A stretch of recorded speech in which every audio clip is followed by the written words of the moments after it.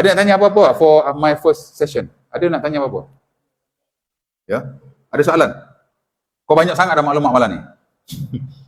Saya baru bagi 0.0001%. InsyaAllah ta'ala. Kalau tak ada soalan, tuan-tuan boleh dia tanya lepas kuliah ya. Mudah-mudahan sikit sebanyak perkongsian kita pada malam ini, mudah-mudahan diberi diberi ilmu lah oleh Allah Ta'ala dan kita boleh memanfaatkannya, mudah-mudahan ya. Dan sikit je. Apa tu? Ar-Rahnu.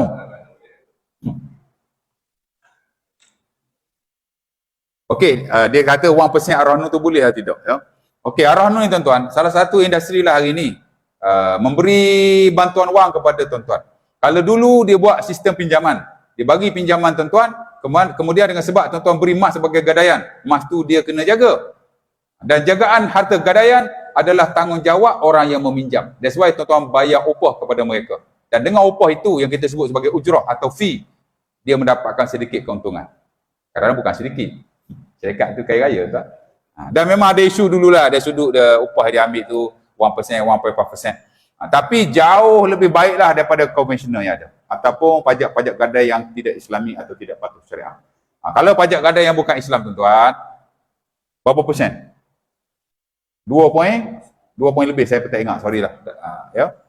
Lepas tu, tuan-tuan kalau tak dapat tebus, barangan itu hangus. 1 sen pun tuan-tuan takkan dapat balik. Cuma tuan-tuan tak perlulah bayar hutang tu kepada dia pasal dia dah jual. Ya.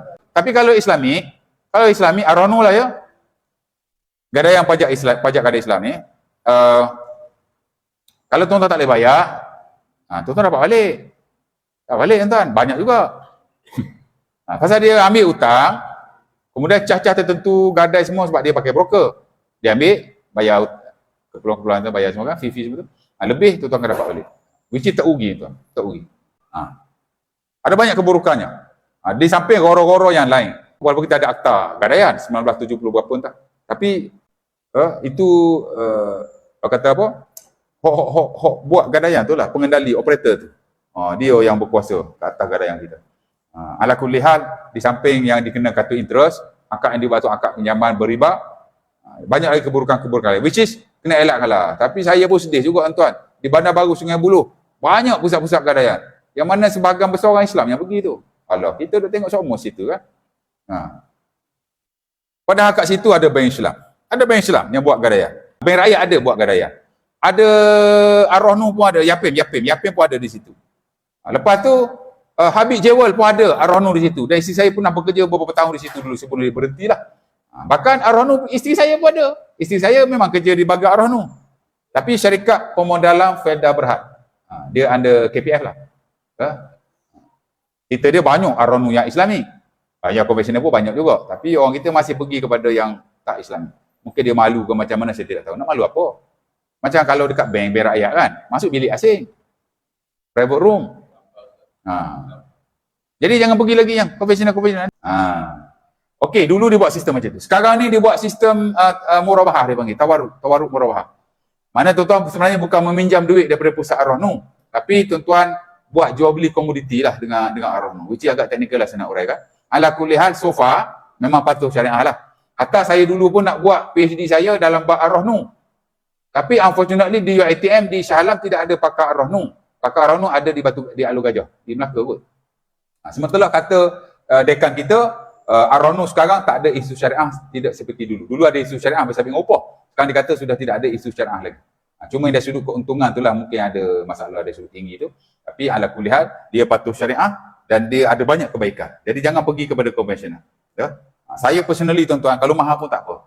Jadi ada banyak kebaikan-kebaikan yang lain. Kalau kita tak boleh bayar lah terutamanya, kita akan dapat balik lah. Itu je lah. Ya? Tapi tak mahal mana. Dia punya, dia panggil keuntungan daripada tawaruk murabahah tu dia ambil. Saya ingat dalam berapa persen dia. Tapi tidaklah setinggi dalam konvensional tu. Boleh tak juga ya? Tapi saya boleh beritahu macam tu lah ya. Pilih yang Islami. Hatta tuan-tuan di Penang, saya pergi, ada satu syarikat pajak gadai yang diusulkan oleh non-Muslim. Tapi dia buat pajak gadai Ar-Rahnu. Alhamdulillah.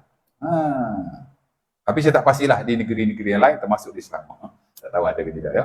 Jadi satu benda yang baguslah, perkembangan yang positif sekali. Dan kita orang Islam kena sokonglah usul-usul yang baik. untuk memartabatkan lagi sistem muamalah dan kewangan Islam kita. Cuma kita nak kena belajar lah bagi kita faham. Ya. Tuan-tuan boleh aja follow saya kat Facebook ataupun di TikTok. TikTok tuan-tuan tarik je Hasan ASWJ. Memang saya banyak berkongsi tentang isu-isu muamalah semasa lah ya. Tapi kena entam juga, biasalah tu. Sebab banyak netizen ni tak ada ilmu, kita faham. Ya. InsyaAllah ta'ala.